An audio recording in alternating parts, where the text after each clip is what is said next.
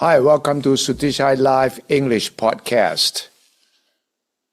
The incident yesterday along the Thai-Cambodian border brought about a suspension of the joint declaration between the two countries, brokered by U.S. President Donald Trump and Malaysian Prime Minister Anwar Ibrahim.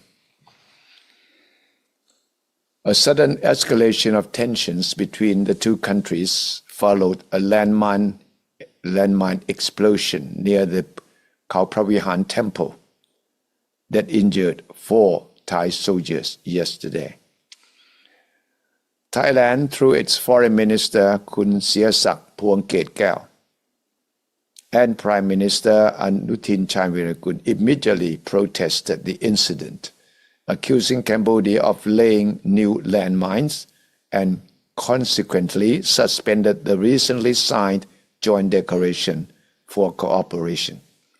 Cambodia swiftly issued a statement denying the allegations of planting new mines, noting that the area contains old ordnance from previous civil wars and reaffirmed its commitment to the peace agreement.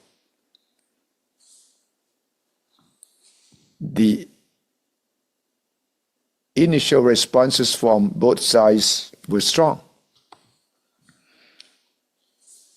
The landmine explosion, this particular case, has acted as the catalyst for a sharp and rapid deterioration in relations between Thailand and Cambodia. The incident has immediately jeopardized recent diplomatic gains and introduced a significant new risk to regional stability. The core facts of the incident and the immediate reactions have unfolded in a swift chronological sequence. November 10, yesterday in the morning, a landmine detonated near Phnom Thop, an area in close proximity to Cambodia's Phra Vihear temple, injuring 4 Thai soldiers.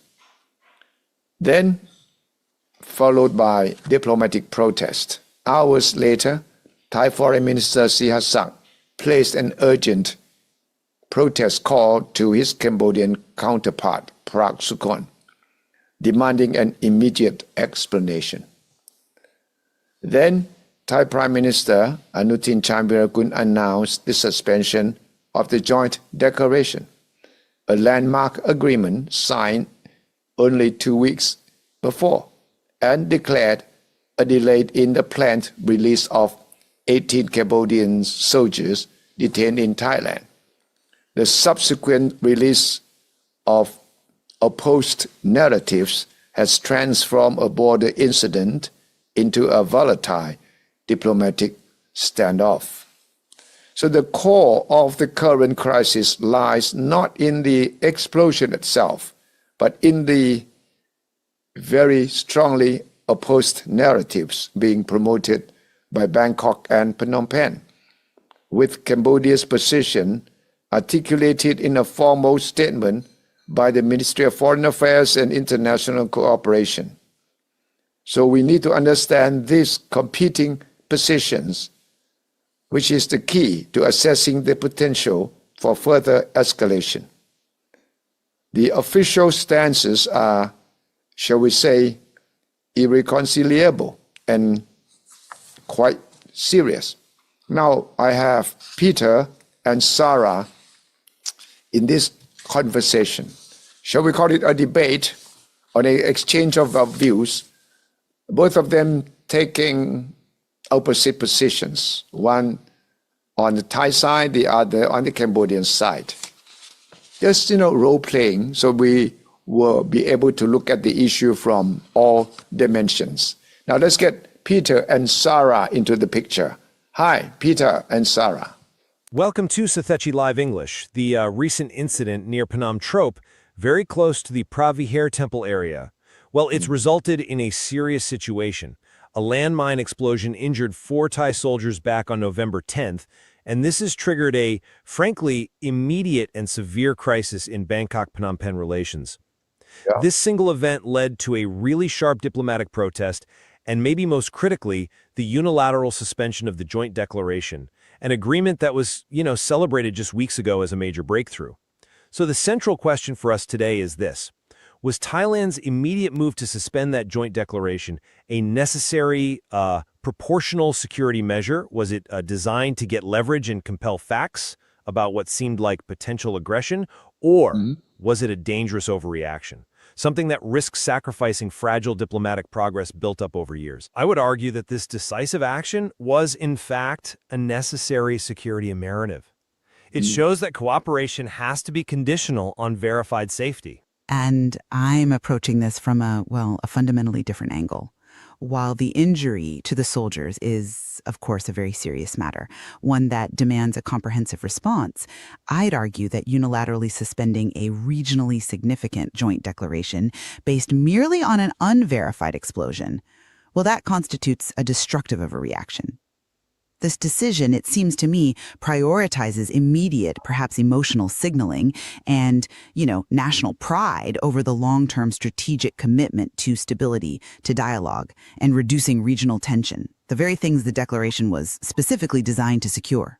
Look, the immediate response from Bangkok wasn't just justified, it was strategically necessary. When 4 of your personnel are injured by lethal devices in a disputed border area, an area that should be moving towards stability, a forceful diplomatic reaction is almost mandatory. You saw the gravity signaled immediately by Foreign Minister Sihasak Phuangketkao's urgent, direct call to his Cambodian counterpart, Prak Sukhan.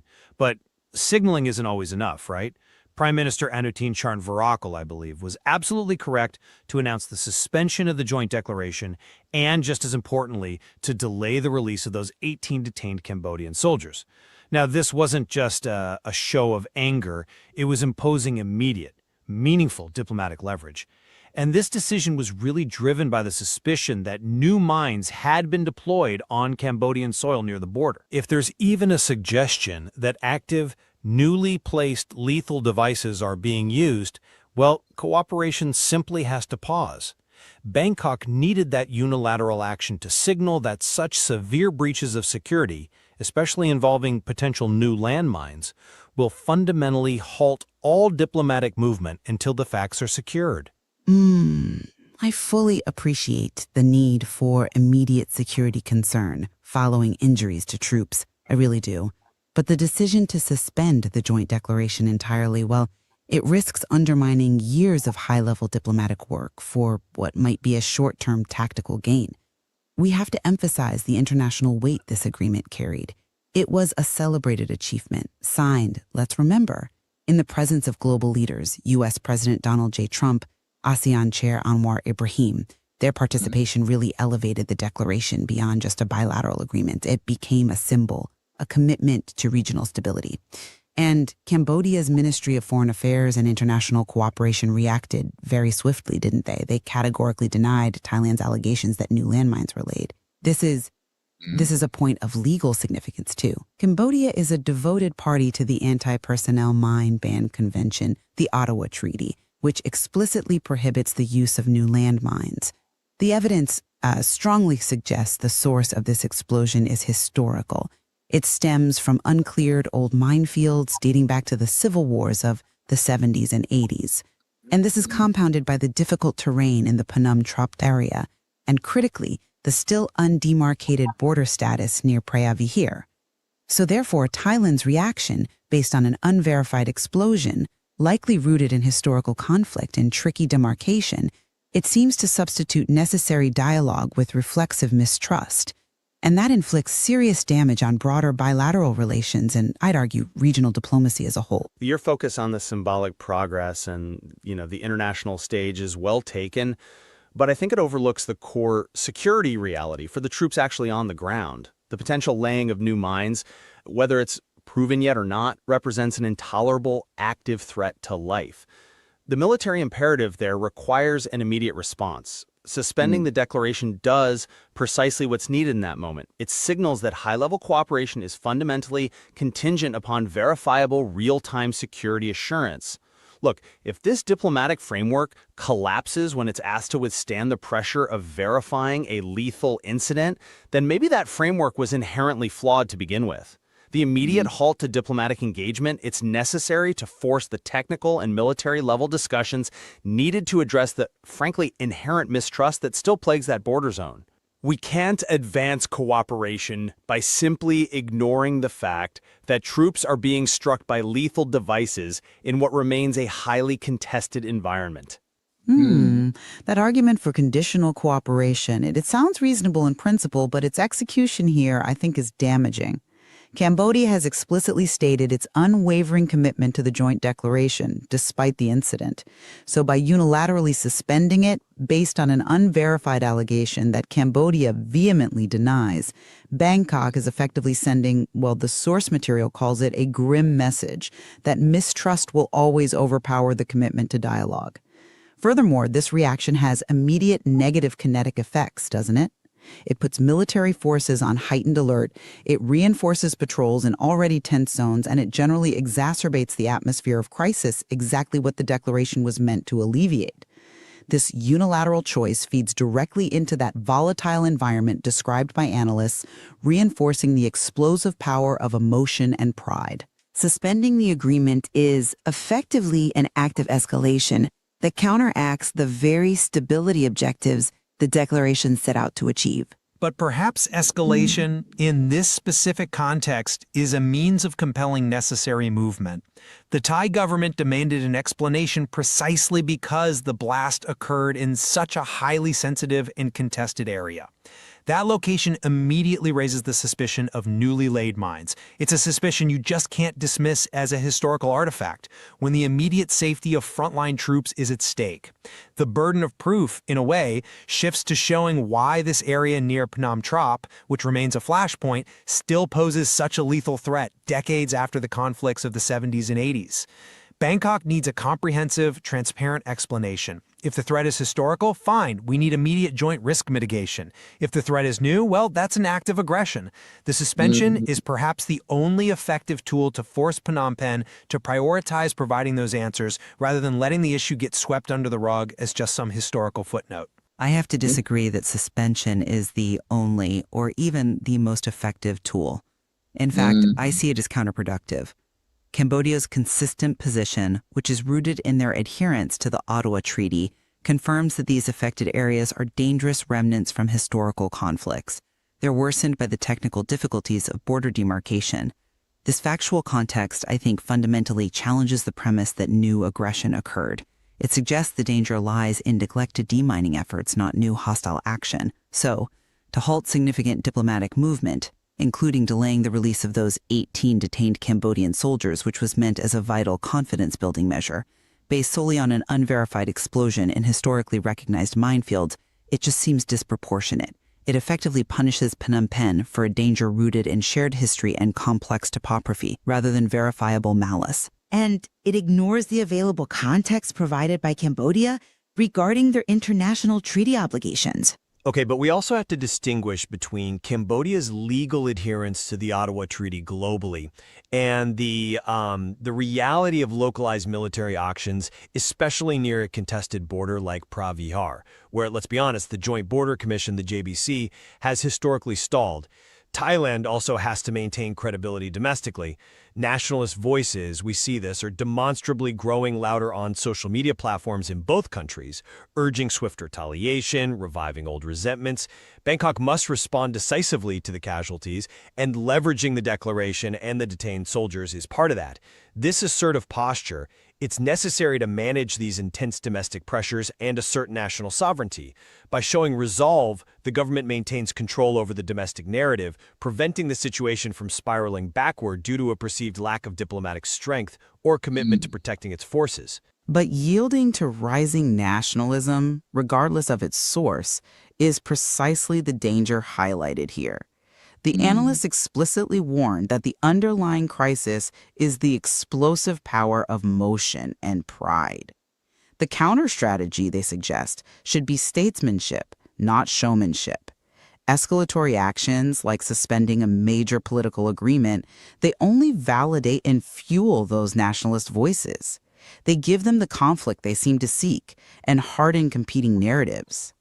True statesmanship requires policy to be insulated from that kind of social media pressure. The real priority must be established facts through institutional mechanisms before assigning blame or taking unilateral punitive action.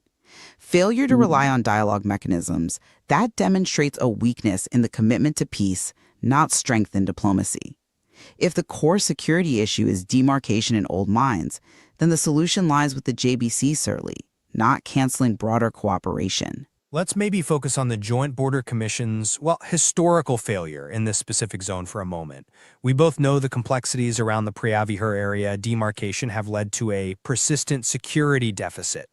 Now, if the declaration itself doesn't contain mechanisms robust enough to force immediate, transparent collaboration on urgent security threats like mine clearance, then perhaps the suspension provides that missing pressure. We're using the high politics of the declaration to try and force a resolution on the low politics of border safety, which is absolutely paramount for our troops patrolling there daily. If Cambodia genuinely adheres to its obligations, it should welcome a joint investigation, shouldn't it? Not protest the consequences of perhaps not moving quickly enough on a known dangerous area. But the mechanism was supposed to be the declaration itself. It outlined a framework precisely for addressing these exact residual tensions. Suspending the overarching framework actually removes the very mandate needed to coordinate an effective technical response. Let's talk about technical teams for a second.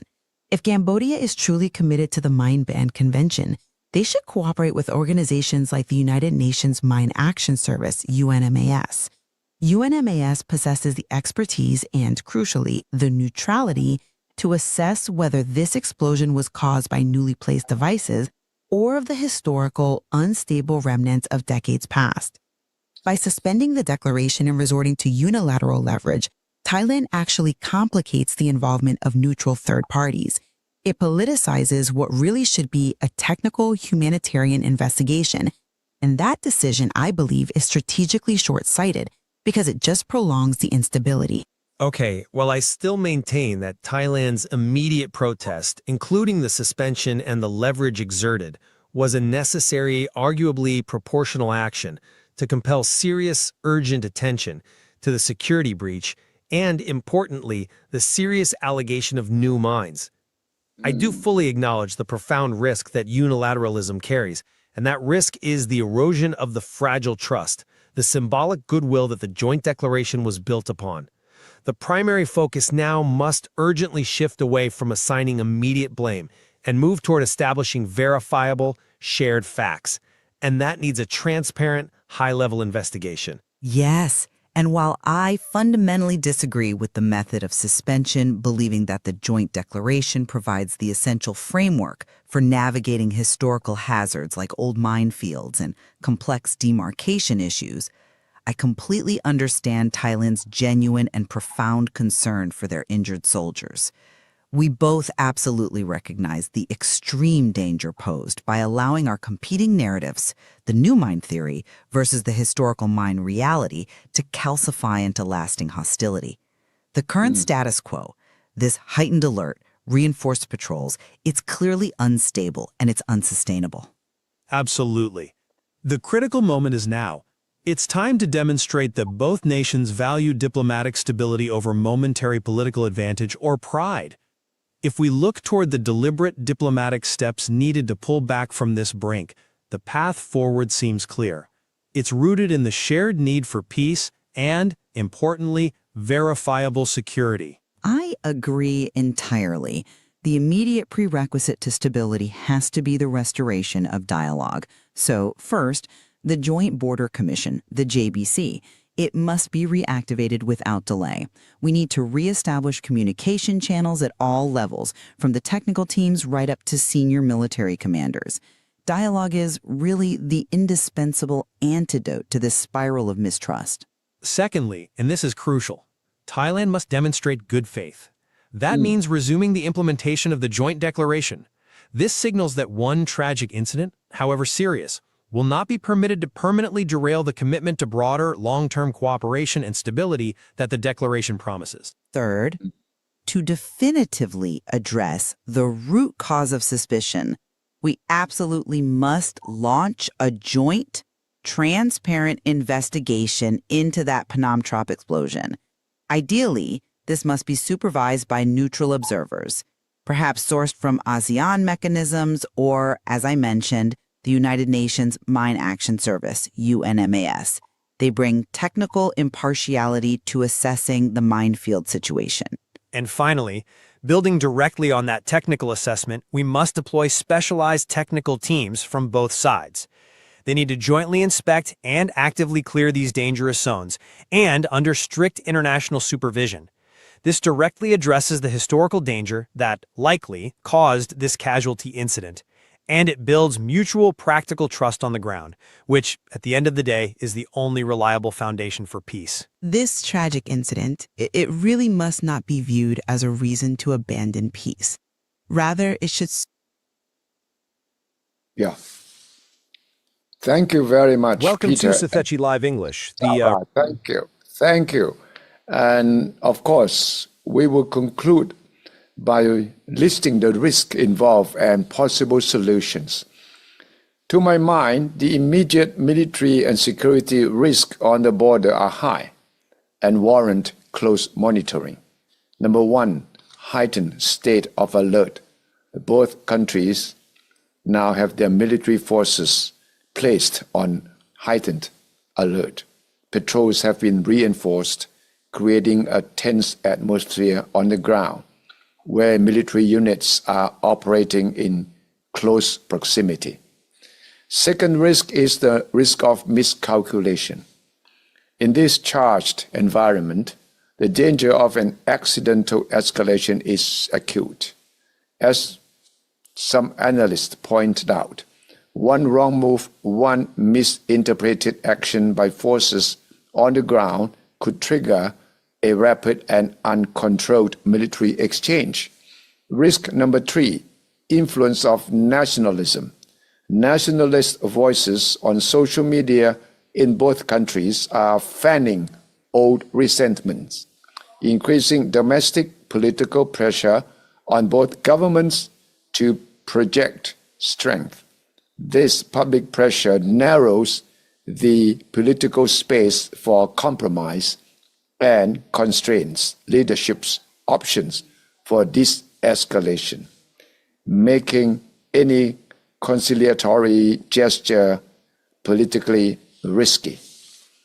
So, proposed solutions. Some steps derived from strategic analysis offer a viable path away from the brink. Number one, establish facts through a joint investigation to establish facts before assigning blame.